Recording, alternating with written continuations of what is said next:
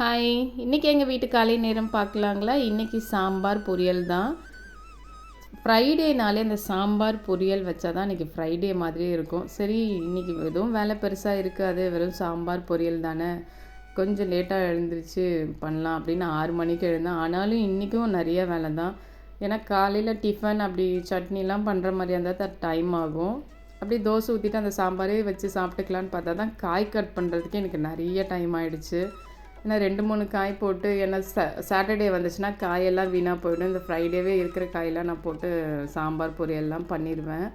பருப்பெல்லாம் வேக வச்சுட்டு ஜூஸுக்கு காய் கட் பண்ணிக்கிட்டே இருப்பேன். பார்த்தா டைம் ஆகிடுச்சு. அதனால வேகமாக இன்றைக்கி வேறு குழி பணியாரத்துக்கு வேறு அந்த இதெல்லாம் கீரைலாம் போட்டு பண்ணோம். அதுவும் பயங்கர டைம் ஆகிடுச்சு. அதனால் வேகமாக காய் கட் பண்ணிகிட்ருந்தேன்.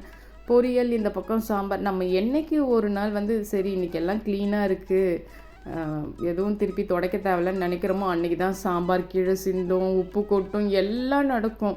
நானும் பார்த்து சமைப்பேன், இது கொட்டக்கூடாது அது கொட்டக்கூடாதுன்னு. ஆனால் எல்லாம் அன்றைக்கி தான் கொட்டுமே. மூடி ஒழுங்காக மூட மாட்டேன்.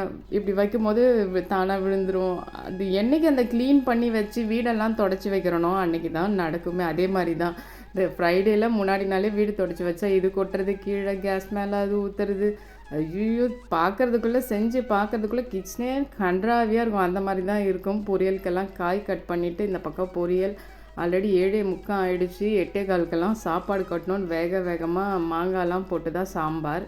இந்த குழி பணியாரத்தில் கேரட், வெங்காயம் இந்த தாளித்து கொட்டிட்டு இந்த பாலக்கீரை இருக்குது, அதை அரைச்சி ஊற்றிட்டு, ஏன்னா அது 2 நாள் ஆகிடுச்சு வாங்கி, அதனால் இப்படி போட்டால் தான் சாப்பிடுவாங்கன்னு சொல்லிவிட்டு அரைச்சி ஊற்றி ட்ரை பண்ணி பார்த்தேன். சூப்பராக இருந்துச்சு. பாருங்கள், நல்ல சாஃப்டாக வந்துருச்சு. அந்த கீரை வாசனையே சுத்தமாக இல்லை. கடகடன்னு இந்த சாப்பாடு கட்ட ஆரம்பிச்சிட்டேன். ஏன்னா டைம் ஆகிடுச்சு, ரொம்ப டைம் ஆகிடுச்சு.